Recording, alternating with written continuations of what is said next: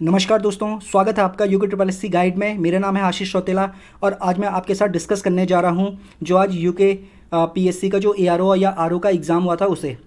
तो दोस्तों ये जो क्वेश्चन पेपर है, इस क्वेश्चन पेपर में लगभग 90 to 95% जो आंसर्स हैं वो मैं सही बताऊंगा। कुछ क्वेश्चन है, 2-3 क्वेश्चन होंगे जिनके आंसर एग्जैक्टली पता नहीं है, तो वो जब आयोग की आंसर की आएगी तो उसी के बेस पे हम उन क्वेश्चंस को सही मानेंगे।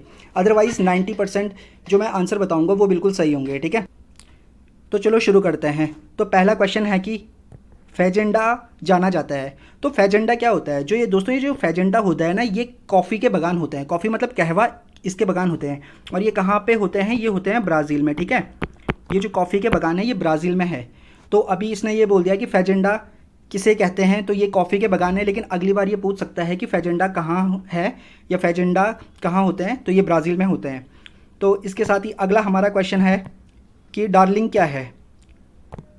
अगला क्वेश्चन है कि डार्लिंग है, जो डार्लिंग है ये एक नदी है और ये कहाँ पे है? ये ऑस्ट्रेलिया में बहती है। ठीक है, ये जो डार्लिंग नदी है। इसके बाद जो हमारा तीसरा क्वेश्चन है वो है कि निम्नलिखित में से कौन सी उष्ण कटिबंधीय वर्षा वनों की विशेषता है? तो इनकी जो विशेषता है वो है साल भर वर्षा, तो ये इसका आंसर हो जाएगा।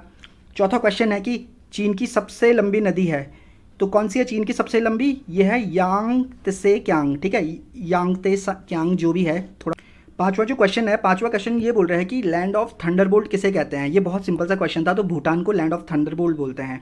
छठवां क्वेश्चन है कि जापान का सुदूर उत्तरी द्वीप कौन सा है? तो ये है दोस्तों हैकेडो। सातवां क्वेश्चन है कि दक्षिणी गोलार्ध में वायु की बाईं ओर मुड़ने का कारण है, जो किस वजह से होता है? पृथ्वी की घूर्णन गति के कारण। ठीक है, आठवां सवाल है कि पृथ्वी का निकटतम ग्रह कौन सा है? तो इसका आंसर जो होगा, इसका आंसर होगा बुध। ठीक, अगला जो 9वें नंबर का क्वेश्चन है हमारे पास वो ये है कि एशिया महाद्वीप के बाहर विश्व का सर्वोच्च पर्वत शिखर कौन सा है? ठीक है, तो ये हो जाएगा एंकारा गोवा। ठीक है, ये कहाँ पे है? ये है आपका साउथ अमेरिका में। ठीक है, साउथ अमेरिका में है ये एंकारा गोवा। ठीक है, एंकांका गोवा जो भी है ये। उसके अलावा 10वां क्वेश्चन आ जाएगा, विश्व में सर्वोच्च जलप्रपात कौन सा है? तो ये हो जाएगा हमारा एंजल फॉल। ठीक है, एंजल जलप्रपात। और ये कहाँ है? ये भी दक्षिण अमेरिका में है। 11वां क्वेश्चन है कि यूरोप में उत्तरी सागर का मत्स्य खेत क्षेत्र कहाँ जाता है? मतलब जहाँ पे बहुत ज़्यादा मछलियों से संबंधित व्यापार किया जाता है, तो ये है क्या? डॉगर बैंक। ठीक है, डॉगर बैंक या फिर डॉगर किनारा बोलते हैं इसको। अगला क्वेश्चन है कि निम्नलिखित में कौन सा सुमेलित है? ठीक है, सुमेलित है पूछा है। तो पहला क्या है? तराइन का प्रथम युद्ध। ये कब हुआ था? ये हुआ था 1191 में। ठीक है, 1191 में है, इसलिए ये क्या हो गया? ये तो गलत हो जाएगा। अब है बी आता पानीपत की दूसरी लड़ाई। ये 1576 में नहीं होती, ये 1500 कितने में होती? 1556 में होती है।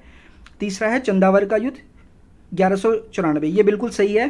और तैमूर का भारत पे आक्रमण 1378 नहीं है, ये 1398 में आया था। ठीक है, अगला क्वेश्चन है 13वां कि गांधी सागर बांध किसका हिस्सा है? तो गांधी सागर बांध जो है ये चंबल परियोजना का हिस्सा है। 14वां क्वेश्चन है कि निम्नलिखित में से कौन सी मिट्टी सबसे अधिक उपजाऊ है? तो ये कौन सी होती है? ये जलोढ़ मिट्टी होती है। क्वेश्चन नंबर 15 है, क्षेत्रफल की दृष्टि से भारत का सबसे छोटा केंद्र शासित राज्य है, मतलब केंद्र शासित प्रदेश यानी कि यूटी कौन सी है? तो ये हो जाएगा लक्षद्वीप। सबसे छोटा है लक्षद्वीप और सबसे बड़ा कौन सा है? सबसे बड़ा है अंडमान एंड निकोबार। ठीक है, ये ध्यान रखना। 16वां क्वेश्चन है कि भारत की पहली बुलेट ट्रेन परियोजना निर्माणाधीन है, तो ये कहाँ से कहाँ तक है? मुंबई से अहमदाबाद। ये क्वेश्चन ना रिपीट हो रखा। इसी साल 2021 में कोई पेपर हुआ था, पेपर का नाम मुझे ध्यान नहीं है, लेकिन कोई पेपर हुआ था उसमें ये क्वेश्चन रिपीट हो रखा। ठीक है, उस पेपर से। 17वां क्वेश्चन है, भारत में निम्नलिखित में से कौन सी प्राचीनतम पर्वत श्रृंखला है? तो इसका आंसर हो जाएगा अरावली। 18वां क्वेश्चन है, निम्नलिखित में से कौन सी तेल शोधनशाला यानी कि पेट्रोलियम शोधनशाला नहीं है? ठीक है, तो जामनगर कहाँ पे आता है? गुजरात में, तो जामनगर तो है। ठीक है, डिगबोई कहाँ पे आता है? असम में डिगबोई भी है। और जो ये डिगबोई है ये क्या है? ये सबसे पुरानी, एशिया की सबसे पुरानी पेट्रोलियम शोधनशाला है। ठीक है, बरौनी। ठीक है, जो बरौनी कहाँ पे आता है? बरौनी बिहार में आता है। तो ये तीनों की तीनों क्या हैं? पेट्रोलियम की शोधनशाला है, लेकिन जमशेदपुर नहीं है। ठीक है, जमशेदपुर तेल शोधनशाला नहीं है। इसका आंसर हो जाएगा जमशेदपुर। ठीक है, क्योंकि ये इसमें नहीं पूछा था। अब हमारे पास आता है 19वां क्वेश्चन। 2011 की जनगणना के अनुसार भारत का जनसंख्या घनत्व कितना हो जाएगा? 382। ठीक है, तो भारत का जनसंख्या घनत्व है 382। मैंने आपको पहले भी बोला था कि 2011 की जनगणना बहुत इंपॉर्टेंट टॉपिक है, यहाँ से कम 2-3 क्वेश्चन तो आते ही आते हैं। अभी जो आप आगे पेपर देखोगे, जिन लोगों ने पेपर दे दिया होगा उनको पता है कि यहाँ से कितने क्वेश्चन आए हैं इस बार भी। तो ध्यान रखो कि ये बहुत इंपॉर्टेंट टॉपिक है, ठीक है, तो इसको मत छोड़ना कभी भी। 20वें नंबर का क्वेश्चन है कि मध्य प्रदेश में कैमूर नामक स्थान किस लिए प्रसिद्ध है। तो जो कैमूर है ना, यहाँ पे सीमेंट उद्योग होता है काफ़ी, तो ये सीमेंट उद्योग के लिए प्रसिद्ध है, ठीक है। कौन सा स्थान? कैमूर स्थान। कहाँ का? मध्य प्रदेश का। अगला क्वेश्चन है, 21वां क्वेश्चन है, सापुतारा पर्वतीय स्थल कहाँ स्थित है। तो सापुतारा पर्वतीय पर्यटन स्थल जो है ये है गुजरात में। क्वेश्चन नंबर 22 है, बांदीपुर बाघ संरक्षित क्षेत्र कहाँ है। ये तो कर्नाटक में है, ठीक है। 23वां है, सांबर झील कहाँ है। सबको ही पता होगा कि राजस्थान में है। 24वां क्वेश्चन है कि किस चार्टर को वह जीवाणु कहा जाता है जिससे पश्चावर्ती सभी एंग्लो इंडियन संस्थाएं विकसित हुई है। तो इसका आंसर एग्जैक्टली मुझे पता नहीं है, लेकिन मेरे अनुसार चार्टर ऑफ 1639 होना चाहिए। तो इसको अभी देखते हैं कि आयोग क्या मानता है इसका आंसर, ठीक है। और वैसे भी ये लीगल हिस्ट्री का क्वेश्चन है। किस वर्ष मद्रास एजेंसी को प्रेसिडेंसी का दर्जा दिया गया। ये क्वेश्चन भी लीगल हिस्ट्री का है, उतना इंपॉर्टेंट नहीं है, लेकिन फिर भी अगर देखो तो 1639 होगा शायद से इसका आंसर। ये जो क्वेश्चन है ना लीगल हिस्ट्री के, तो इनकी एक्यूरेसी अभी पता नहीं है, तो आयोग की जब आंसर की आएगी तो उसके हिसाब से मिलान करेंगे कि क्या आंसर माना है आयोग ने। फिर क्वेश्चन नंबर 26 है, भारत में प्रथम मेयर न्यायालय की स्थापना 1687 में कहाँ हुई थी। तो ये हुई थी कहाँ पे? मद्रास में। तो क्वेश्चन नंबर 27वां है कि निम्नलिखित में से किस कानून का प्रावधान था कि भारतीयों को ईस्ट इंडिया कंपनी के अंतर्गत नौकरियों से प्रतिबंधित नहीं किया जाएगा। चार्टर एक्ट 1833 में ये बोला गया था कि अब भारतीयों को उनके रंग, उनके मूल वंश, उनकी बोली भाषा के आधार पर नौकरियों से वंचित नहीं किया जाएगा। क्वेश्चन नंबर 28 है, भारत के लिए केंद्र तथा प्रांतों के मध्य विधायी शक्तियों को विभाजित करने वाला संघीय ढांचा सर्वप्रथम किसके द्वारा अंगीकृत किया गया था। तो क्या लिखा है? केंद्र तथा प्रांतों के मध्य विधायी शक्तियों को विभाजित करने वाला संघीय ढांचा। तो इसका आंसर हो जाएगा भारत शासन अधिनियम 1935। अगला क्वेश्चन है 29 वाला। क्वेश्चन है कि पृथक निर्वाचक मंडलों की व्यवस्था को भारत में प्रथम बार कब लागू किया गया। ठीक है, प्रथम बार बोला है, ध्यान रखना। तो इसका आंसर हो जाएगा डी, यानी कि 1919 के अधिनियम द्वारा। क्वेश्चन नंबर 30 है कि 1945 में बेवेल योजना का उद्देश्य क्या था। तो इसमें भारत में अधिनियम डोमेनों का दर्जा ये भी नहीं था, भारत को एक संज्ञा ये भी नहीं था, भारत में सभी प्रमुख समझ ये भी नहीं था। तो मेरे अकॉर्डिंग इसका आंसर हो जाएगा डी। ठीक है, और बाकी देखते हैं आयोग के आंसर, आयोग के अकॉर्डिंग क्या होता है। क्वेश्चन नंबर 31 है, वो है कि 1 अगस्त 1672 को घोषणा ने पूर्णतः खत्म कर दिया गया था। ठीक है, अब जो ये वाला क्वेश्चन है ना, ये क्वेश्चन अगर किसी को नहीं भी आता है ना, तो वो थोड़ा सा अगर कॉमन सेंस लगाएगा ना तो सही कर सकता है। ठीक है, 1672 की बात कर रहा है, तो अंग्रेज तो यहाँ थे ही 1672 में, तो अंग्रेजी विधियों को समाप्त करेंगे? बिल्कुल नहीं करेंगे, उन्होंने तो उसको शुरू किया था, तो ये आंसर नहीं होगा। मुस्लिम विधियों को, अगर मुस्लिम को करेंगे तो हिंदू को क्यों नहीं करेंगे? हिंदू के साथ पार्शलिटी थोड़ी ना करेंगे, तो मुस्लिम विधियों को भी नहीं करेगी, हिंदू को भी नहीं करेगी, किसको करेगी? पुर्तगाली विधियों को समाप्त करेंगे। अगला क्वेश्चन है 32वां कि भारत सरकार अधिनियम 1935 प्रमुखतः आधारित था, ये किस पे आधारित था? तो इसका आंसर हो जाएगा साइमन कमीशन की अनुशंसाओं पर और 3 गोलमेज सम्मेलनों के विचार पर। ठीक है, तो इसका आंसर बी और सी दोनों हो जाएगा। नंबर 33 हो जाएगा कि लॉर्ड कॉर्नवालिस की किस न्यायिक योजना के अंतर्गत कोर्ट ऑफ सर्किट स्थापित किए गए। मतलब इन्हें बोलते हैं सर्किट कोर्ट। ठीक है, और हिंदी में इन्हें बोलेंगे चलते फिरते कोर्ट होते थे ये। ठीक है, तो ये किया गया था न्यायिक योजना 1790 के तहत किया गया था। ठीक है, आंसर बी हो जाएगा इसका। क्वेश्चन नंबर 34 है कि भारत का प्रथम विधि आयोग गठित हुआ था, आंसर हो जाएगा 1833। ठीक है, जो विलियम बेंटिंग था तो उसके कार्यकाल में हुआ था। ये क्वेश्चन क्या हो रखा है? रिपीट हो रखा है। ठीक है, 2019 का ARO का पेपर देखना, हाईकोर्ट वाला, उसमें भी सेम क्वेश्चन आया था। क्वेश्चन नंबर 35 है, आरंभ में भारत में स्थापित किए गए उच्च न्यायालय स्थित थे, तो कहाँ कहाँ थे? तो 3 ही जगह तो थी जो अंग्रेजों की जो प्रेसिडेंसी थी। ठीक है, एक मद्रास हो गई, एक मुंबई हो गई, एक कलकत्ता हो गई, तो इसका आंसर सी हो जाएगा। क्वेश्चन नंबर 36 है, प्रथम भारतीय विधि आयोग का अध्यक्ष कौन था? ठीक है, कौन था? मैकाले था, सबको पता है, बहुत नॉर्मल सा क्वेश्चन है, और ये क्वेश्चन भी रिपीट हो रखा है। क्वेश्चन नंबर 37 है कि भारत का द्वितीय विधि आयोग किस अधिनियम के तहत नियुक्त किया गया? तो आंसर हो जाएगा अधिनियम 1853। अगला क्वेश्चन है, क्वेश्चन नंबर 38 है कि स्वतंत्र भारत के संविधान निर्माण करने हेतु संविधान निर्मात्री सभा का गठन, मतलब जो संविधान सभा है वो कब गठित की गई थी? तो 1946 में। आपको डेट याद होगी कि 9 दिसंबर 1946 को क्या हुआ था, पहली बैठक हुई थी, ठीक है। तो पहली बैठक हुई थी किसकी, संविधान सभा की। क्वेश्चन नंबर 39 है कि किस कमीशन ने प्रांतों में दोहरी शासन पद्धति को समाप्त करने के लिए सिफारिश दी थी। तो ये जो सिफारिश दी थी, ये दी थी साइमन कमीशन ने, ठीक है। तो साइमन आयोग ने दी थी। अगला क्वेश्चन है, भारत संविधान का प्रथम संशोधन किया गया था। तो भारत के संविधान का प्रथम संशोधन कब किया गया था, 1951 में। नेक्स्ट क्वेश्चन है, मुगल बादशाह शाह आलम ने बंगाल, बिहार तथा उड़ीसा की दीवानी ईस्ट इंडिया कंपनी को सालाना नियमित रुपयों के बदले दिया था। तो इसका आंसर है 26 लाख, ठीक है।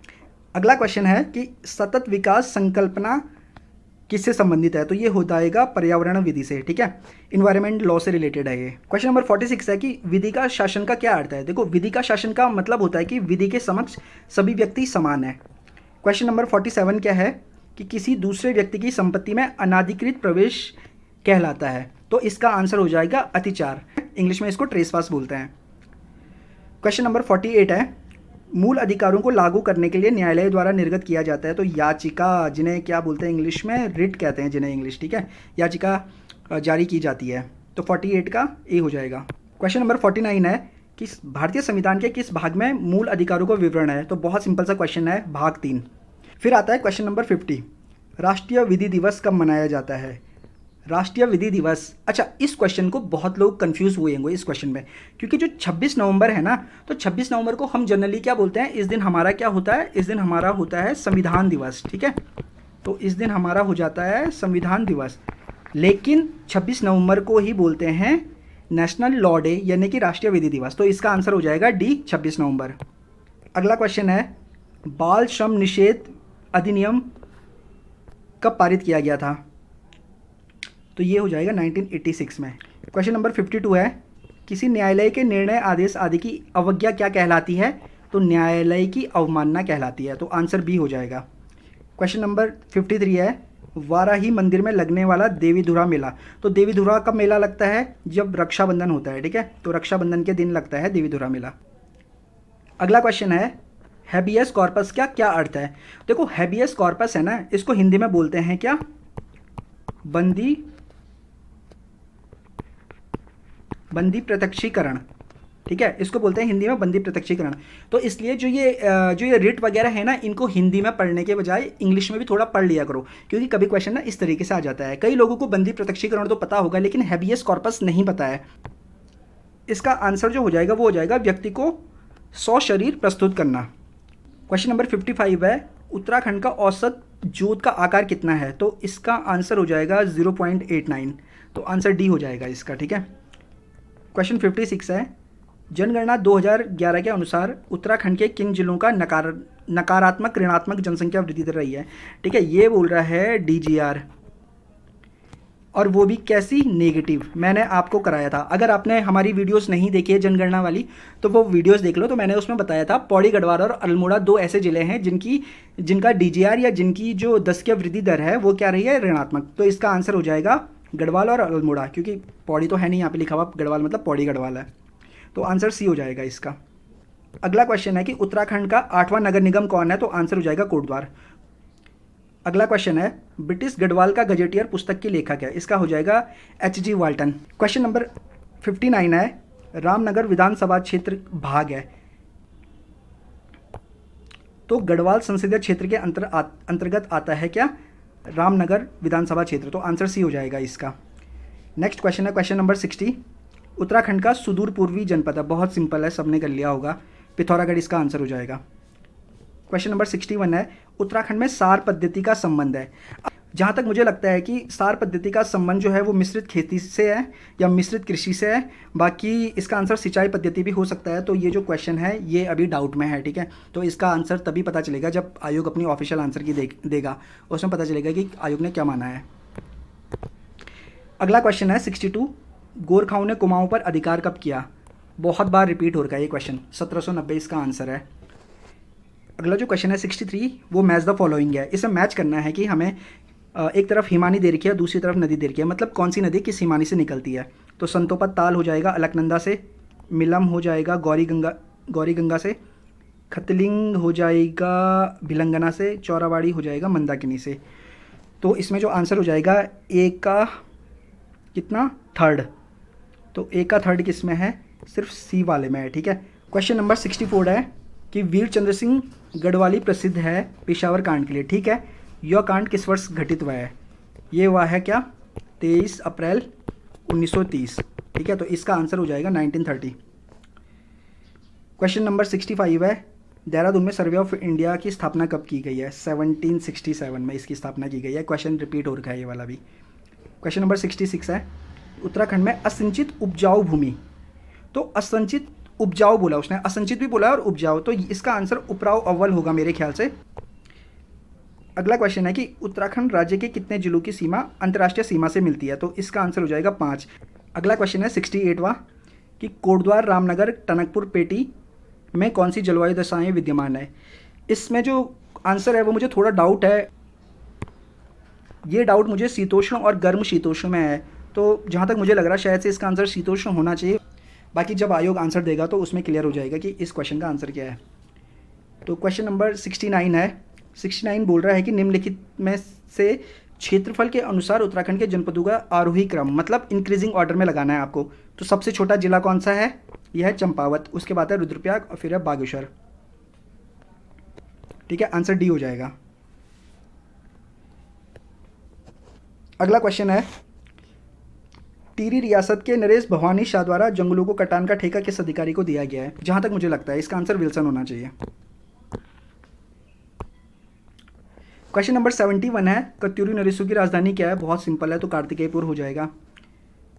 क्वेश्चन नंबर 72 है टिहरी रियासत का भारतीय संघ में विलय किस वर्ष हुआ था, तो हुआ था ये क्या हुआ था 1 अगस्त 1949 को हुआ। अगला क्वेश्चन है लघु हिमालय व शिवालिक श्रेणी के मध्य स्थित भ्रंश रेखा, तो ये क्या है, ये है MBT। तो MBT बोले तो मेन बाउंड्री थ्रस्ट, तो बाउंड्री को बोलते हैं सीमा, तो इसका आंसर सी हो जाएगा मुख्य सीमा भ्रंश। अगला जो हमारा क्वेश्चन है क्वेश्चन नंबर 74, ये भी मैच करने के लिए है। तो इसमें एक तरफ उद्योग दे रखा है और एक तरफ उनकी स्थिति दे रखी है।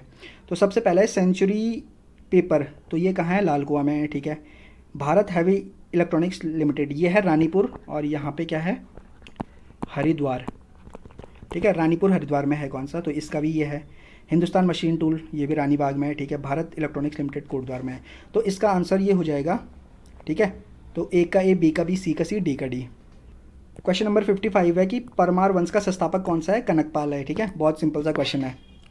फिर क्वेश्चन नंबर 76 है 2011 की भारतीय जनगणना के अनुसार। अच्छा आप देख रहे हो कितने क्वेश्चन आ गया जनगणना से, शायद से 4 क्वेश्चन हो गए हैं जनगणना से, मुझे एग्जैक्टली याद नहीं है, लेकिन कम से कम 3 या फिर 4 क्वेश्चन तो हो ही चुके हैं।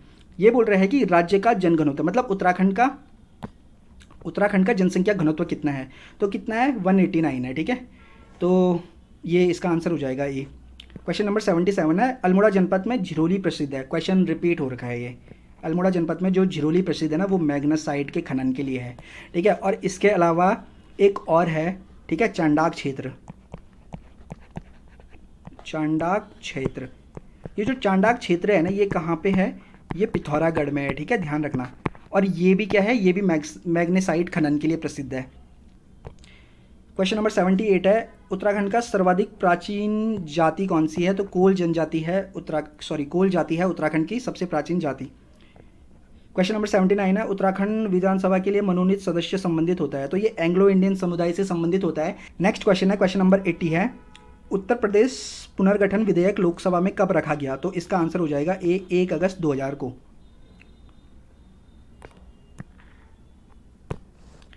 क्वेश्चन नंबर 81 है उत्तराखंड राज्य की घोषणा के समय भारत के प्रधानमंत्री कौन थे, तो आंसर हो जाएगा कौन, HD देवगौड़ा जी। अगला क्वेश्चन है निम्नलिखित में से उत्तराखंड के किस जनपद से बीज बचाओ आंदोलन शुरू किया गया है, तो ये हो जाएगा टिहरी गढ़वाल से। और किसने किया था शुरू, विजय जड़धारी ने, ठीक है, विजय जड़धारी। और कब किया गया था, 1986 के आसपास, ठीक है, तो ये ध्यान रखना। अगला क्वेश्चन है कि किसने कहा था कि भारतीय संविधान वकीलों के लिए स्वर्ण है, तो इसका आंसर हो जाएगा आइवर जेनिंग्स। 84 वाला क्वेश्चन है संविधान सभा के मौलिक अधिकार उप समिति के अध्यक्ष कौन है, ठीक है।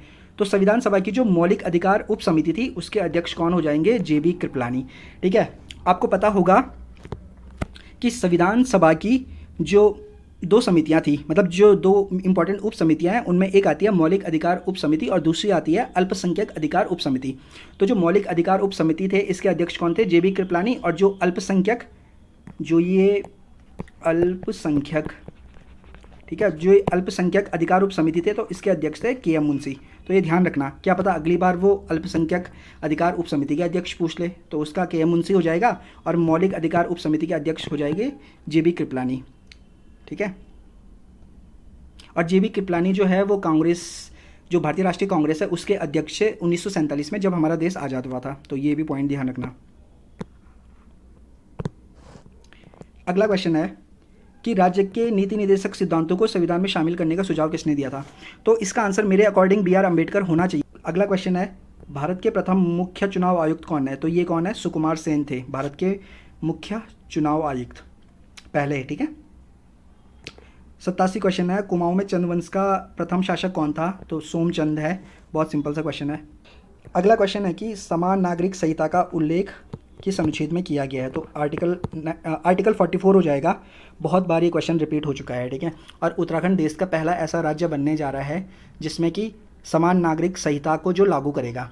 अगला क्वेश्चन है कि भारतीय संविधान के किस अनुच्छेद के अंतर्गत न्यायिक पुनर्निरीक्षण का प्रावधान किया गया? तो आर्टिकल 13 हो जाएगा। और ये कहाँ से लिया गया है? ये लिया गया है USA से। नेक्स्ट क्वेश्चन है, ग्राम सभा का प्रावधान संविधान के किस अनुच्छेद के अंतर्गत होता है? तो ये होता है 243B के अंतर्गत। ठीक है, क्वेश्चन नंबर 91 है कि प्रश्नकालवश संसद के सदन की कार्यवाही प्रारंभ होने के बीच के समय को क्या कहते हैं? तो इसको बोलते हैं शून्यकाल।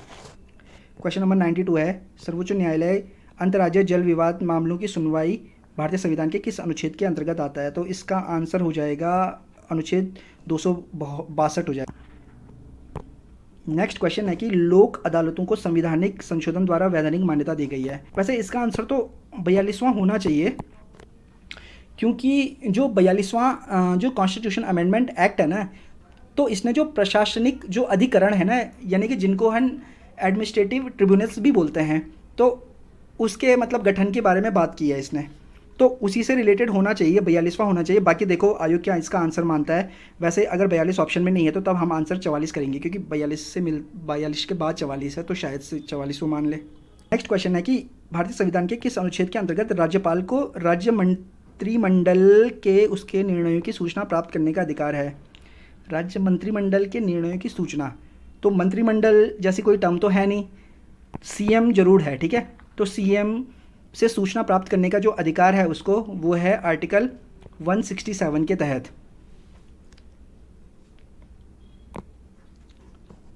नेक्स्ट क्वेश्चन है, अंतर्राज्य परिषद को 1990 में किस आयोग की सिफारिश से स्थापित किया गया था? तो इसका आंसर हो जाएगा सरकारी आयोग। अगला क्वेश्चन है कि निम्नलिखित में से कौन सा अधिकार विदेशियों के लिए भारतीय संविधान में प्रदान किए गए हैं? मतलब कौन सा अधिकार है जो विदेशियों को भी प्राप्त है भारत के संविधान में? तो इसको याद करने के लिए, इसका आंसर बताने के लिए हमें क्या करना पड़ेगा कि हमें ये देखना पड़ेगा कि कौन सा अधिकार ऐसे हैं जो विदेशियों को प्राप्त नहीं है।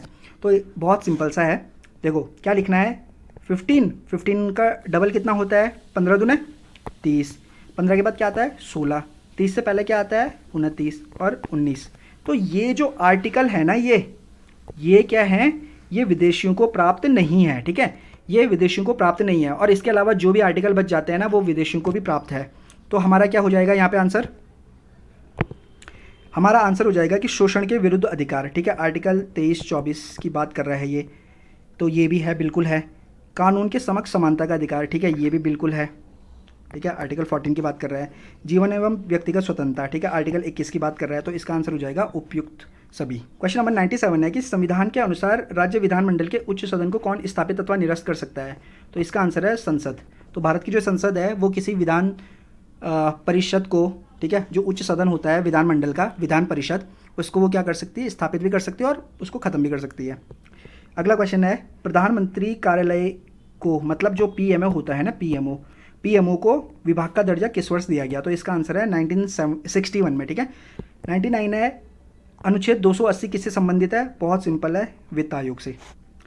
अगला क्वेश्चन है, भारतीय संविधान की कौन सी अनुसूची दल बदल, दल बदल यानी कि 10वीं, दौ से दल बदल, दौ से 10वीं।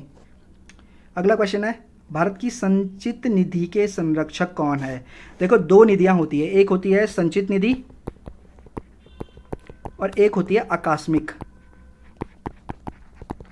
ठीक है, एक होती है आकस्मिक निधि। तो जो संचित निधि होती है ना, इससे पैसा कोई तभी निकाल सकता है जब संसद की मंजूरी मिल गई हो, ठीक है, बिना संसद की मंजूरी के इसमें पैसा नहीं निकाल सकते हैं, मतलब इससे। और जो आकस्मिक जो निधि होती है ना, इसमें राष्ट्रपति, तो इसमें ना राष्ट्रपति की मंजूरी मिलना बहुत ज़रूरी है। तो आकस्मिक जो निधि है उसमें राष्ट्रपति की मंजूरी के बिना पैसा नहीं निकाल सकते हैं, और जो संचित जो निधि है उसमें संसद की मर्जी के बिना नहीं निकाल सकते हैं। तो इसका आंसर कौन हो जाएगा, संसद हो जाएगा। फिर है क्वेश्चन नंबर 102, अनुमान समिति, यानी कि हम इसको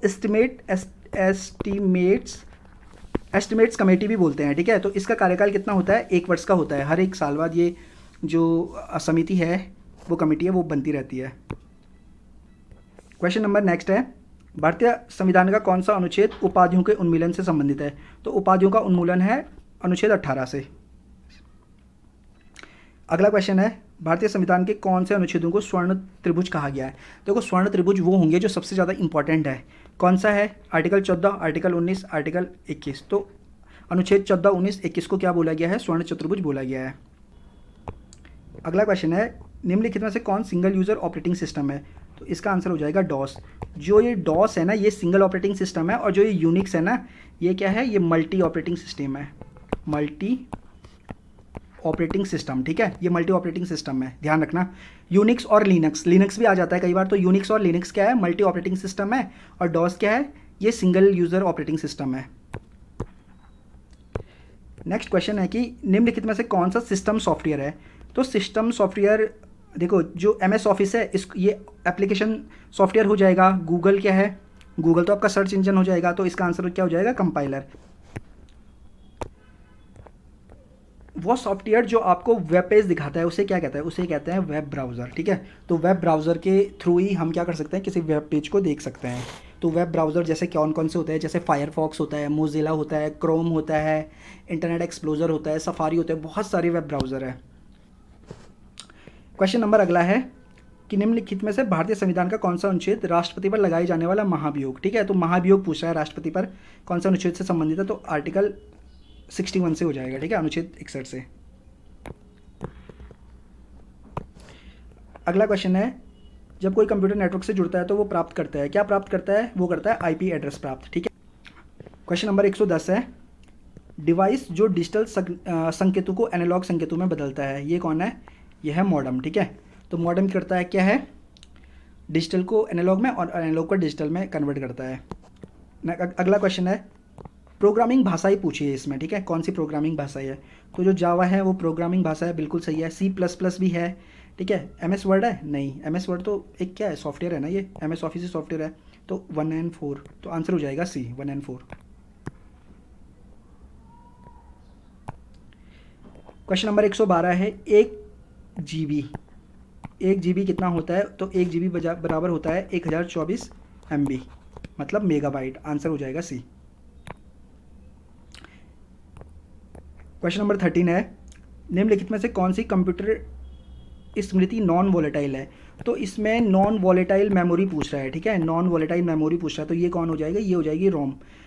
तो नॉन वोलेटाइल क्या होती है, देखो दो होता है, एक वोलेटाइल होती है, एक नॉन वोलेटाइल होती है। तो वोलेटाइल मेमोरी उसको बोलते हैं कि जब जो अगर पावर कट हो गया ना, या वहाँ से मतलब लाइट वाइट चले गई, तो या आपका मतलब फॉर एग्जांपल बैटरी खत्म हो गई लैपटॉप की, तो वो मेमोरी क्या होगी, पूरी खत्म हो जाएगी। जो भी उसमें लिखा हुआ था ना, वो सब कुछ मिट जाएगा। तो उसे बोलते हैं वोलेटाइल। और वोलेटाइल मेमोरी का एग्जांपल क्या है, रैम जो है वो वोलेटाइल मेमोरी है, ठीक है, वोलेटाइल मेमोरी है रैम। और जो रोम है ना, वो नॉन वोलेटाइल मेमोरी है। तो रोम क्या होता है कि अगर लाइट वगैरह चले भी जाए ना, फिर भी कोई फ़र्क नहीं पड़ेगा इससे। अगला क्वेश्चन है, निम्नलिखित में से कौन कंप्यूटर सिस्टम में प्रेजेंटेशन बनाने हेतु प्रयोग किया जाता है, ठीक है। तो बहुत सिंपल सा है, पावर पॉइंट इसका आंसर है। अगला क्वेश्चन है, कौन कंप्यूटर सिस्टम के दिमाग के रूप में जाना जाता है। तो CPU होता है, ठीक है, बहुत सिंपल सा है, सेंट्रल प्रोसेसिंग यूनिट, बहुत बार आ चुका है पेपरों में। अगला क्वेश्चन है, निम्नलिखित में से कौन सी भाषा स्टैटिक वेब पेज बनाने के लिए प्रयुक्त होती है? तो ये बोल रहा है कि वेब पेज बनाने के लिए कौन सी भाषा प्रयुक्त होती है, तो आंसर क्या हो जाएगा? HTML। ठीक है, तो आंसर सी हो जाएगा। नेक्स्ट क्वेश्चन है, कौन 5 तल वाले कंप्लीट बाइनरी ट्री नोड की संख्या है? ये ना क्वेश्चन थोड़ा टिपिकल सा क्वेश्चन है, अगर आप बेसिक कंप्यूटर का क्वेश्चन नहीं है ये, बट इसको कैसे सॉल्व करेंगे? देखो ये क्या बोल रहा है कि बाइनरी ट्री, बाइनरी मतलब होता है 2, ठीक, तो बाइनरी मतलब होता है 2, 1 2, तो इसमें ना हम नोड्स काउंट करेंगे, ठीक है, फिर यहाँ से भी 2 निकलेंगे, यहाँ से भी 2, फिर इनसे भी 2, इनसे भी 2, इनसे भी 2, इनसे भी 2, ठीक है, इनसे 2, इनसे 2, इनसे 2, इस तरीके से हम करते जाएंगे, ठीक है। और ये हमारा देखो लेवल 1, लेवल 2, लेवल 3, लेवल 4, और एक हम नीचे करेंगे ना, तो जो टोटल आएंगे ना वो आएगा 63, तो इसका आंसर हो जाएगा 63, ठीक है। एक अगला क्वेश्चन है, निम्नलिखित में से कौन दूसरे कंप्यूटर सिस्टम में अनधिकृत प्रवेश के लिए जाना जाता है? ठीक है, ये हो जाएगा हैकिंग। हैकिंग में क्या करता है कि बिना आपकी परमिशन के आपके कंप्यूटर या आपके सिस्टम में घुस जाता है, या आपके फ़ोन में मतलब घुस के कोई उसको एक्सेस वगैरह कर सकता है, वहाँ की जानकारियाँ चुरा सकता है, तो उसको हैकिंग बोलते हैं, ठीक है, बिना आपकी जानकारी के। क्वेश्चन नंबर 122 है, कौन सा आधारभूत कार्य कंप्यूटर ऑपरेटिंग सिस्टम का नहीं है? मतलब कौन सा काम नहीं है कंप्यूटर ऑपरेटिंग सिस्टम का? मेमोरी प्रबंधन, बिल्कुल। मेमोरी मैनेजमेंट करता है।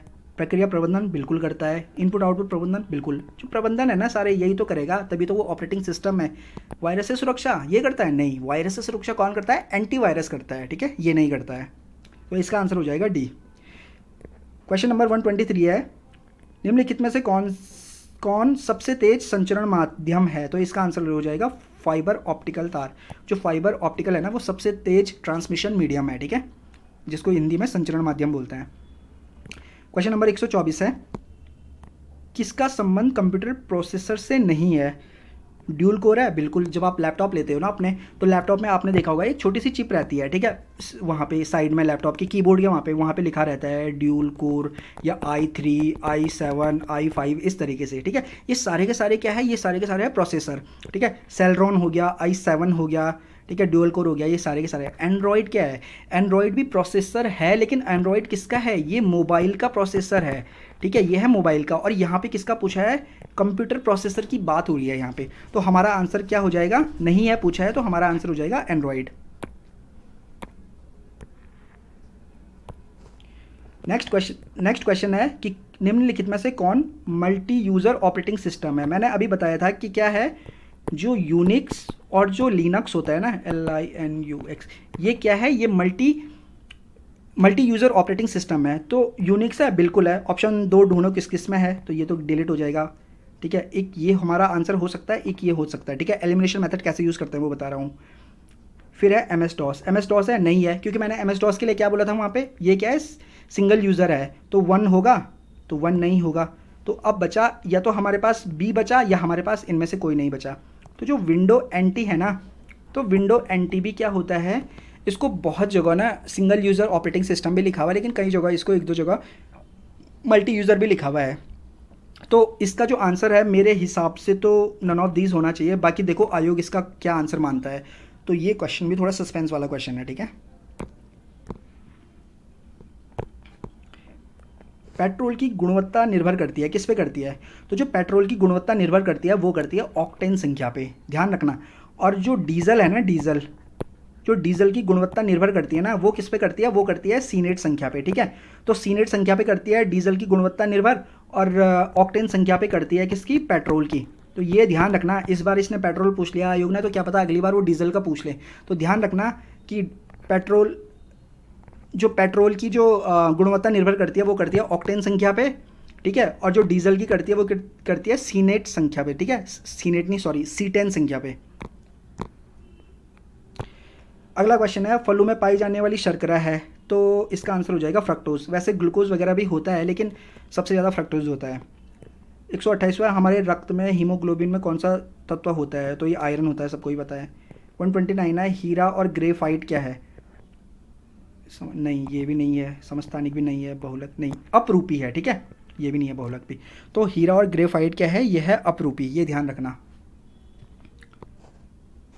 130वां क्या है, विद्युत रोधी क्या है? तो विद्युत का विद्युत रोधी हो जाएगा, इसमें तांबा हो जाएगा आंसर मेरे ख्याल से। एग्जैक्टली श्योर नहीं हूँ मैं, बट शायद तांबा होना चाहिए इसका आंसर। अगला अगला क्वेश्चन है कि दो सजातीय चुंबकीय ध्रुव क्या करते हैं, एक दूसरे को प्रतिकर्षित करते हैं। ठीक है, इसका आंसर हो जाएगा ए। क्वेश्चन नंबर 32 है, निम्नलिखित में से कौन सी एक आदर्श गैस है, तो आंसर हो जाएगा नियॉन। क्वेश्चन नंबर 133 है, पेनिसिलिन क्या है। पेनिसिलिन क्या है, प्रतिजैविक है, जिसे हम एंटीबायोटिक बोलते हैं इंग्लिश में। क्वेश्चन नंबर 34 है, मानव शरीर में रक्त को छानने की प्रक्रिया में मूत्र का निर्माण कहाँ होता है, ये होता है किडनी में। ठीक है, वृक्क में क्या होता है, मूत्र का निर्माण होता है, और उसके बाद वो कहाँ स्टोर होता है, वो उसके बाद मूत्राशय में, ये जो यूरिन जो ब्लैडर होता है ना, उसमें स्टोर हो जाता है। अगला क्वेश्चन है, चाय का लाल कीट रोग किससे होता है, ये होता है शैवाल से। ठीक है, तो चाय का जो लाल कीट रोग है ये शैवाल से होता है। क्वेश्चन नंबर 136 है कि निम्नलिखित में से कौन सा मच्छर जनित रोग नहीं है। फाइलेरिया, बिल्कुल मच्छर से होता है फाइलेरिया, ध्यान रखना ये। ठीक है, मलेरिया तो होता ही है, डेंगू बुखार भी सबको पता है। तो जिसको कन्फ्यूज़न हुआ होगा ना, उसको फाइलेरिया और स्लीपिंग सिकनेस में हुआ होगा। तो ध्यान रखना, फाइलेरिया भी मच्छर की वजह से होता है। ठीक है, मच्छर के काटने से होता है। लेकिन जो स्लीपिंग सिकनेस है ना, जिसको निंद्रा रोग बोलते हैं ना, ये किसकी होता है, ये होता है मक्खी के वजह से। तो मक्खी फैलाती है इस रोग को। अगला क्वेश्चन है, टेलीफोन के आविष्कारक कौन है। अब ग्राहम बेल है, सबको ही पता होगा। क्वेश्चन नंबर 138 है कि आंख की रेटिना में उपस्थित संवेदनशील कोशिका क्या कहलाती है, तो इनको बोलते हैं रॉड्स एवं कॉन्स। ठीक है, तो 138 का आंसर क्या हो जाएगा, ए, रॉड्स एवं कॉन्स। 139 क्या है, निम्नलिखित में से किसकी कमी से रंतोंदी होता है, तो विटामिन ए की कमी से होता है रंतोंदी। अगला क्वेश्चन है कि प्रकाश प्रदीप्ति मापने की मानक अंतर्राष्ट्रीय इकाई क्या है, इसका आंसर हो जाएगा लक्स। क्वेश्चन 141 है, बैटरी का प्रयोग होता है, क्यों होता है, परिपथ में धारा प्रवाह करने के लिए। इसको देखो, अगर आपको नहीं भी आता है ना, ये तो वैसे ही कर सकते हैं। जब बैटरी यूज़ करते हैं तो धारा मापन के लिए करते हैं, नहीं, बैटरी से तो कुछ नहीं मापते हैं। धारा को सीमित करने के लिए, बिल्कुल नहीं। धारा को रोकने के लिए, बिल्कुल नहीं। तो जब आप 3 गलत कर दोगे ना, तो आंसर आपका ऑटोमेटिकली चौथा हो जाएगा। तो कुछ क्वेश्चन को एलिमिनेशन मेथड से भी करने की कोशिश किया करो, बहुत हेल्प मिलती है इस तरीके से। क्वेश्चन नंबर 142 है कि ब्रायोफाइटा एवं टेरिडोफाइटा दोनों का एक उभयनिष्ठ गुण है। यार ये क्वेश्चन ऐसा है ना कि इसमें मैं बहुत कंफ्यूज हूँ, तो इसको हम रखते हैं आंसर की के लिए। ठीक है, तो इसका आंसर मुझे नहीं पता, आप लोगों को ढूंढना होगा तो आप लोग ढूंढ लेना, बाकी आंसर की जब आएगी तो उसमें पता चल ही जाएगा। 143 है, सामान्यतः एक स्वस्थ मानव के हृदय प्रति मिनट कितनी बार धड़कता है, तो ये धड़कता है 72 बार धड़कता है 1 मिनट में। ठीक है, अगला क्वेश्चन है, ट्राइटियम एक समस्थानिक है, किसका है, तो हाइड्रोजन का समस्थानिक है। ठीक है, क्या, ट्राइटियम। क्वेश्चन नंबर 145 है कि शुष्क बर्फ क्या है, तो इसको ठोस CO2 को बोलते हैं शुष्क बर्फ। 146 है कि मॉर्फिन क्या है। जो मॉर्फिन होता है ना, वो क्या होता है, मॉर्फिन मतलब नशे वगैरह से रिलेटेड है ये। तो जो एस्ट्रॉइड्स होते हैं ना, तो ये मॉर्फिन जो है वो एक एस्ट्रॉइड्स है। ठीक है, आंसर हो जाएगा सी। अगला क्वेश्चन है कि जल जीवन मिशन कब शुरू किया गया, तो आंसर हो जाएगा 15 अगस्त 2019। तो अगस्त 2019 में या 15 अगस्त 2019 में शुरू किया गया है। ठीक है, ओके। अगला क्वेश्चन है, संवाद 2.0 किससे संबंधित है, यह है मानसिक स्वास्थ्य से। जब कोविड वगैरह आया था ना, तो लोग बहुत डिप्रेशन में चले गए थे, नौकरियां छूट गई थी, घर में बैठना पड़ रहा था, मतलब कमरे ही कमरे में बहुत ज़्यादा लोग ना डिप्रेस हो गए थे। तो उनके मानसिक स्वास्थ्य पर जो बुरा प्रभाव पड़ रहा था, उसको ध्यान में रखते हुए संवाद 2.0 कार्यक्रम शुरू किया गया था। करंट का क्वेश्चन है ये। नेक्स्ट क्वेश्चन है, समग्र शिक्षा स्कीम 2.0 किससे संबंधित है, तो ये है विद्यालयी शिक्षा से। तो समग्र शिक्षा स्कीम 2.0 में क्या होता है कि जो एलिमेंट्री जो शिक्षा होती है ना, प्राथमिक स्तर से लेकर के जो क्या बोलते हैं 12th क्लास तक की जो शिक्षा होती है ना, तो इसमें इन सभी को इंक्लूड किया गया है। ठीक है, तो समग्र शिक्षा स्कीम 2.0 किससे संबंधित है, तो विद्यालयी शिक्षा से। नेक्स्ट क्वेश्चन है कि लार डैश के पाचक में सहायक होता है, मतलब लार किसके पाचक में सहायक होता है, तो यह है स्टार्च के। ठीक है, क्वेश्चन नंबर 151 है, गुजरात के 17वें मुख्यमंत्री कौन बने थे, ये बने थे भूपेंद्र पटेल। फिर है अगला क्वेश्चन, पंजाब के राज्यपाल कौन है। ये क्वेश्चन था, इस क्वेश्चन ने बहुत लोगों को परेशान किया होगा। ठीक है, क्योंकि राज्यपाल वगैरह ना चेंज वेंज होते रहते हैं, तो कई बार बहुत ज़्यादा हो जाते हैं, तो हम लोग सोचते हैं कि यार इंपॉर्टेंट नहीं है क्या याद करना, लेकिन कभी कभी वो पूछ लेते हैं। तो पंजाब के राज्यपाल प्रेजेंट में कौन है, यह है बनवारी लाल पुरोहित जी। ठीक है, ये ध्यान रखना। 153 है, भारतीय वायुसेना के जो नए अध्यक्ष हैं वो कौन है? तो ये हैं हमारे विवेक राम चौधरी, ठीक है, ये ध्यान रखना, नए बने हैं जो अभी। अगला क्वेश्चन है, राष्ट्रीय अल्पसंख्यक आयोग का अध्यक्ष किसे बनाया गया है? तो ये भी नहीं है, लालपुरा भी नहीं है, मैथ्यू, इसका आंसर हो जाएगा डी, नन ऑफ दीज, ठीक। अगला क्वेश्चन है, BRO यानी कि सीमा सड़क संगठन ने किस राज्य या केंद्र शासित प्रदेश में विश्व की सबसे ऊंची मोटर योग्य सड़क बनाई है? तो लद्दाख। क्वेश्चन रिपीट हो रखा है ये भी, ठीक है। अगला क्वेश्चन है, भारत एवं सऊदी अरेबिया के मध्य अब तक पहली बार हुए सैन्य अभ्यास का नाम क्या है? देखो इसको कैसे याद करना है, इसको कैसे याद करना है, इसमें देखो क्या बोल रहा है ये, सऊदी, तो सऊदी में पीछे क्या है, दी है ना, दी, ठीक है। और देखो मोहत अल हिंदी, हिंदी में भी पीछे दी है, किसी में और आ रहा है दी, दो आ रहा है लेकिन दी नहीं आ रहा, ये भी नहीं होगा, ये भी नहीं होगा, ये भी नहीं होगा, ठीक है। तो सऊदी अरब, एक तो भारत होगा, ये तो कंफर्म है, दूसरा देश जो होगा उसमें कन्फ्यूज़न होता है। तो सऊदी अरेबिया में पीछे से दी आ रहा है, सऊदी में दी आ रहा है, तो हिंदी में भी दी आ रहा है, ठीक है। तो ये ऐसे याद करेंगे, तो आंसर हो जाएगा इसका ए। अगला क्वेश्चन है, केंद्र सरकार ने किस स्थान पर भारतीय विरासत संस्थान स्थापित करने का निर्णय लिया है? तो आंसर हो जाएगा नोएडा, ठीक है। नोएडा में क्या करेगी भारत सरकार, भारतीय विरासत संस्थान को स्थापित किया गया है। अगला क्वेश्चन है, 67वें राष्ट्रीय फिल्म अवार्ड्स के लिए किस हिंदी फिल्म को बेस्ट हिंदी फिल्म घोषित किया गया है? तो इसका आंसर हो जाएगा छिछोरे। तो अगला क्वेश्चन है, किस देश ने विश्व की सबसे बड़ी कार्बन ट्रेडिंग मार्केट आरंभ की है? तो सबसे बड़ी कार्बन ट्रेडिंग मार्केट जो आरंभ की है वो की है चीन ने, ठीक है। तो इसका आंसर हो जाएगा चीन। अगला क्वेश्चन है कि भारत में कितनी भाषाओं को प्राचीन दर्जा प्राप्त है? तो प्राचीन मतलब जो क्लासिकल लैंग्वेज, जो क्लासिकल भाषाएं हैं ना हमारी, क्लासिकल लैंग्वेज, वो कितनी है? तो वो है 6। ये जो 6 हैं ये कौन कौन सी हैं? इनमें से एक है क्या, तमिल, ठीक है। तो एक हो गया तमिल, एक हो गया तेलुगु, ठीक है। उसके बाद एक है कन्नड़, एक है संस्कृत, ठीक है। संस्कृत के अलावा और कौन हो गया, तमिल हो गया, तेलुगु हो गया, कन्नड़ हो गया, संस्कृत हो गया, फिर है मलयालम, ठीक है, मलयालम है, और फिर है क्या, उड़िया। तो ये जो है, ये जो 6 भाषाएं हैं इनको क्लासिकल लैंग्वेज या फिर प्राचीन भाषाओं का दर्जा प्राप्त है। अगला क्वेश्चन है, नवरोज क्या है? नवरोज क्या है? एक पारसी नववर्ष है, ठीक है। 162 क्वेश्चन है कि 20 सितंबर 2021 को कौन तीसरी बार कनाडा का प्रधानमंत्री बना है? तो इसका आंसर हो जाएगा जस्टिन ट्रूडियो।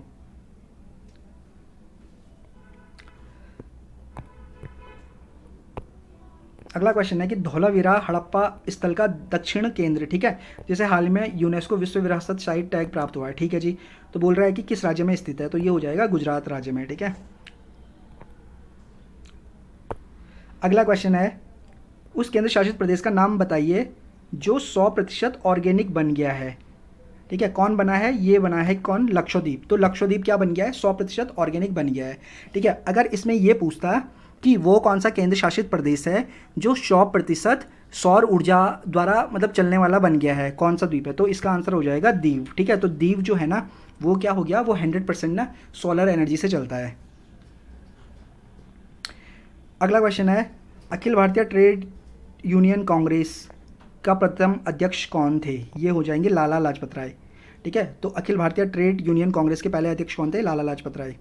अगला क्वेश्चन है, overdraft saving the Indian saver, इसके लेखक कौन है? तो इसके लेखक है उर्जित पटेल, ठीक है। क्वेश्चन है कि भारत में कौन सी सेज सिटी पहली हरित सेज बनी है? तो सेज मतलब क्या है? सेज मतलब है स्पेशल इकोनॉमिक, ठीक है, जोन। तो ये इसकी फुल फॉर्म है सेज की। तो पहली कौन बनी है? तो ये बनी है कांडला। अगला क्वेश्चन है कि टोक्यो ओलंपिक में भारत ने कितने कांस्य पदक जीते हैं? तो हो जाएगा 4।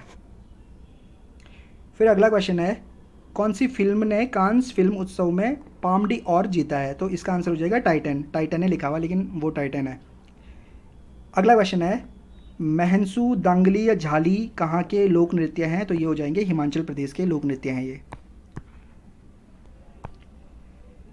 फिर अगला क्वेश्चन है, नीरज चोपड़ा ने टोक्यो ओलंपिक में किस इवेंट में भारत का एकमात्र स्वर्ण पदक जीता है? तो ये किस में जीता है? ये जीता है इन्होंने जेवलिन थ्रो में, सबको ही पता होगा ये। अगला क्वेश्चन है, किस राज्य ने भारत में पुरुष हॉकी टीम और महिला हॉकी टीम को प्रायोजित किया था? तो किसने प्रायोजित किया था? ये किया था उड़ीसा ने। अगला क्वेश्चन है कि भारत में वर्ष 2021 में किस दिन को विभाजन विभीषिका स्मृति दिवस के रूप में मनाया गया? तो किसको मनाया गया? 14 अगस्त को। तो 14 अगस्त 2021 इसका आंसर हो जाएगा। नेक्स्ट क्वेश्चन है कि निम्नलिखित में से किस तिथि को प्रतिवर्ष राष्ट्रीय खेल दिवस मनाया जाता है? तो बहुत सिंपल सा है, 29 अगस्त इसका आंसर हो जाएगा। अगला क्वेश्चन है, निम्नलिखित में से भारत में सबसे पुराने अणु शक्ति स्टेशन कौन सा है? तो कौन सा है? ये तारापुर। और ये कहाँ है? ये है महाराष्ट्र में। ठीक है, तो ये तारापुर कहाँ है? महाराष्ट्र में है। अगला क्वेश्चन है, किन्हें भारतीय रिजर्व बैंक के गवर्नर के रूप में पुनः नियुक्त किया गया है? तो इसका आंसर हो जाएगा शक्तिकांत दास। अगला क्वेश्चन है, गौतम बुद्ध ने अपना पहला उपदेश कहाँ दिया? तो ये दिया सारनाथ में। ठीक है। 178 है, कलिंग के शासक खारवेल की उपलब्धियों का विवरण किसमें मिलता है? तो यह है हाथी गुफा अभिलेख। अगला क्वेश्चन है कि कथा सरित सागर के लेखक कौन है? तो इसका आंसर हो जाएगा सोमदेव। ठीक है, और ये क्वेश्चन भी रिपीट हो रखा है। नेक्स्ट क्वेश्चन है कि निम्नलिखित में से कौन सी पुस्तक अमीर खुसरो द्वारा नहीं लिखी गई है? ध्यान रखना, नहीं पूछ रहा है। ठीक है, नूर सिपिहर ये लिखी थी, देवल रानी खिचका ये भी लिखी थी, फतू भी लिखी थी, तो ताज उल मासिर नहीं लिखी थी। ठीक है, इन्होंने, ये ध्यान रखना। नेक्स्ट क्वेश्चन है, अकबर का मकबरा कहाँ स्थित है? सिकंदरा। क्वेश्चन रिपीट हुआ है ये भी। ठीक है, बहुत क्वेश्चन, देखो कितने क्वेश्चन रिपीट हो रहे हैं। तो सिकंदरा में क्या है? सिकंदराबाद है। सिकंदरा में क्या है? अकबर का मकबरा है। नेक्स्ट क्वेश्चन है, बक्सर के युद्ध में ईस्ट इंडिया कंपनी की सेना का सेनापति कौन था? तो आंसर है हेक्टर मुनरो। अगला क्वेश्चन है, दास कैपिटल के लेखक कौन है? तो कार्ल मार्क्स। अगला क्वेश्चन है, बुलंद दरवाजा का निर्माण किसने किया? तो सबको पता होगा, अकबर ने किया है। 185 है, सुमेलित नहीं है, हमें बताना है कौन सुमेलित नहीं है। ठीक है, लेनिन साम्यवाद बिल्कुल सही है, मुसोलिनी फांसीवाद बिल्कुल सही है, हिटलर नाजीवाद बिल्कुल सही है, तो चर्चिल उपयोगितावाद ये गलत है। ठीक है, तो इसका आंसर हो जाएगा हमारा डी, चर्चिल उपयोगितावाद। अगला क्वेश्चन है, गोल गुंबज कहाँ स्थित है? तो यह है बीजापुर में। बीजापुर कहाँ है? यह है कर्नाटक में। ठीक है। अगला क्वेश्चन है, निम्नलिखित में से कौन सी समिति पंचायत राज व्यवस्था से संबंधित नहीं है? तो अशोक मेहता समिति बिल्कुल है, VKRV समिति बिल्कुल है, बलवंत राय मेहता समिति बिल्कुल है। तो संथानम जो समिति है ना, वो पंचायती राज से संबंधित नहीं है। नेक्स्ट क्वेश्चन है, भारतीय स्वतंत्रता संग्राम की निम्नलिखित घटनाओं को कालक्रम अनुसार लगाइए। ठीक है, तो सीक्वेंस में लगाना है। तो सबसे पहले आएगा क्रिप्स मिशन। तो क्रिप्स मिशन कब आया? 1942 में। फिर आएगा मंत्रिमंडलीय शिष्टमंडल, मतलब कैबिनेट मिशन, तो कब आया ये? 1946 में। वेवेल योजना कब आई? 1945 में। आपको ध्यान है, उससे पहले एक क्वेश्चन आ रखा था, वेवेल योजना पूछी थी उसमें कि वेवेल योजना कब आई थी। ठीक है, और अंतरिम सरकार 1946। ठीक है, तो लेकिन ये पहले आया, ये बाद में आया, तो आंसर हो जाएगा 1324 तो आंसर डी हो जाएगा इसका। ठीक है, 188 का। नेक्स्ट क्वेश्चन है, बास्तील के पतन किस देश की क्रांति से संबंधित है? तो फ्रांस की जो क्रांति हुई थी ना, तो उससे रिलेटेड है बास्तील का पतन। क्वेश्चन नंबर 190, इंग्लैंड में जो रक्तहीन क्रांति हुई थी ना, जिसको गौरवमयी क्रांति भी बोलती है, वो कब हुई थी? वो हुई थी 1688 में। ठीक है, तो 1688 में हुई है गौरवमयी क्रांति या रक्तहीन क्रांति। कहाँ पे? इंग्लैंड में। अगला क्वेश्चन है, निम्नलिखित में से किसने इटली के एकीकरण में योगदान नहीं दिया है? गैरीबाल्डी ने दिया है, बिल्कुल दिया है, मेजनी ने भी दिया है, कावूर ने भी दिया है, मैटरनिख ने नहीं दिया है। ठीक है। अगला क्वेश्चन है, रोमनिव वंश का संबंध किस देश से है? तो ये है रूस। तो रोमोनोव वंश कहाँ से था? ये था रूस का। अगला क्वेश्चन है, प्रथम विश्व युद्ध के पश्चात शांति सम्मेलन किस स्थान पर हुआ था? तो ये हुआ था पेरिस में। ठीक। अगला क्वेश्चन है, वाटरलू का युद्ध किस वर्ष हुआ था? तो ये हुआ था 1815 में। अंग्रेजों और किसके बीच हुआ था ये हुआ था नेपोलियन द बोनापार्ट। अगला क्वेश्चन है, नेक्स्ट क्वेश्चन है, नादिर शाह ने भारत पर किस वर्ष आक्रमण किया? तो आंसर हो जाएगा 1739 में। से कौन सकलोत्तरा पथनाथ के नाम से जाना जाता है? तो आंसर हो जाएगा हर्षवर्धन। नेक्स्ट क्वेश्चन, गौतमी पुत्र शातकर्णी किस वंश से संबंधित था? तो ये था कौन? सातवाहन से संबंधित। अगला क्वेश्चन है, निम्नलिखित में से कौन युग्म सुमेलित नहीं है? पूछा है। ठीक है, ध्यान रखना, नहीं है पूछा है। तो प्रयाग प्रशस्ति हर्षिषण बिल्कुल सही है। जूनागढ़ अभिलेख रुद्रदामन बिल्कुल सही है। धौली अभिलेख अशोक ठीक है। भीतरी अभिलेख जो है ना, ये पुलिकेशन द्वितीय से संबंधित नहीं है। ये किससे संबंधित है? ये है स्कंदगुप्त से संबंधित।